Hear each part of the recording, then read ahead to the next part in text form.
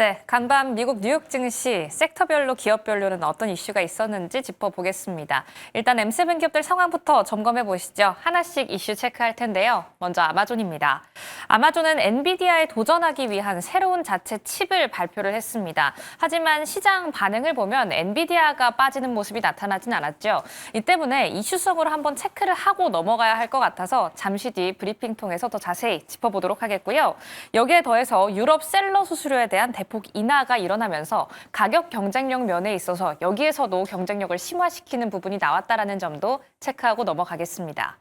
다음으로는 애플입니다. 애플은 계속 소송 이슈가 함께하고 있는 기업이기도 한데요. EU에서 최고법원 패소 후 집단으로 소송에 대한 위협에 직면해 있다는 보도가 나왔습니다. 하지만 이런 위협성 소식에도 불구하고 오늘 애플 계속된 상승세를 보여주면서 52주 신고가를 다시 쓰는 모습을 보여줬습니다. 아이폰 17에 대한 돌풍이 일어났다라고 하는데요. 시리에 대한 새로운 업데이트 소식이 나오고 있지는 않지만 그럼에도 불구하고 애플이 애플했다라는 판단이 계속해서 나오고 있는 상황입니다. 그렇다면 다음 장 통해서 히트맵도 열어보시죠. 전체적인 분위기도 체크해 보도록 하겠습니다. 오늘 비트코인이 좀 시원하게 올라주면서 전체적인 증시 분위기도 나쁘지 않았습니다. 하나씩 섹터별 이슈들 체크해 볼게요. 먼저 반도체 단 안에서 오늘 가장 눈에 띄었던 건 마벨과 함께 델 테크놀로지스인데요. 델 테크놀로지스 같은 경우에는 트럼프 정부에서 대폭 밀어준다라는 이야기가 나오기도 했고, 마벨 같은 경우에는 새로운 반도체 관련 스타트업 셀레스트 시럴 AI에 관련 인수 소식이 나오면서 오늘 폭등하는 모습을 보여줬습니다. 전체적으로 상승세를 가져갔다라는 부분 체크하시면 좋을 것 같고요. 인텔 같은 경우에는 애플의 M 시리즈에 대한 칩 공급 계약 소식에 대한 보도가 다시 한번 강세에 영향을 끼치는 모습이었습니다. 오늘 장중에도 급등하는 모습을 나타내기도 했는데 애플의 신고가 행진에 따라서 인텔도 함께 상승 반등 보여주고 있는 모습이네요.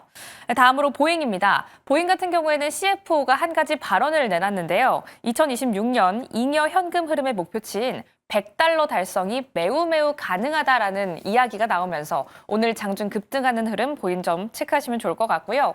오늘은 오랜만에 양자도 움직였습니다. D-웨이브 퀀텀 같은 경우에서는 미국 정부를 대상으로 퀀텀 컴퓨팅 솔루션 확장을 위한 신규 조직이 신설됐다라는 보도가 나오면서 강세 흐름 보였습니다.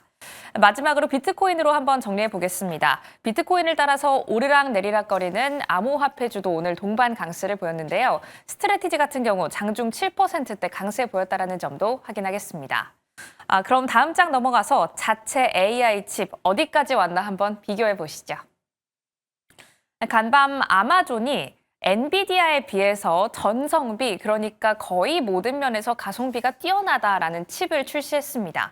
하지만 앞서 처음에 확인해 보신 것처럼 엔비디아는 상승폭을 유지한 채로 끝났기 때문에 전체적으로 이 칩 시장이 어떻게 흘러가는지를 보시면 좋을 것 같은데요. 리인벤트 2025라는 행사가 있었죠. 여기에서 아마존은 이런 발언을 내놨습니다.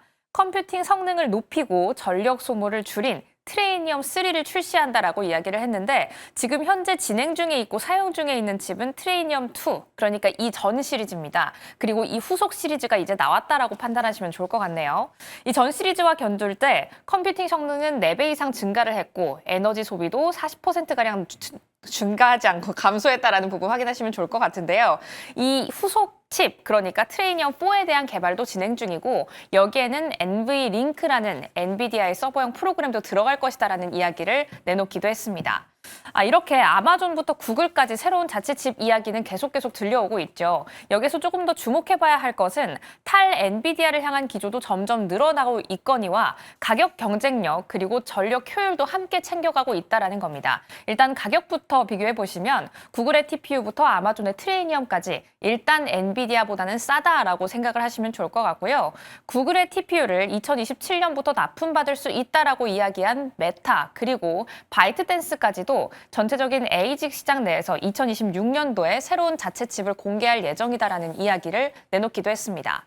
이렇게 자체 칩 AI 관련 캐파가 커짐에 따라서 샘 올트먼 CEO도 간밤 이런 발언을 내놨는데요. 코드 레드를 선포한다라고 이야기하면서 AI 에이전트 등 제품 출시에 대해서 우리 자체적으로는 지연이 될 수 있다라는 보도를 내놓기도 했습니다.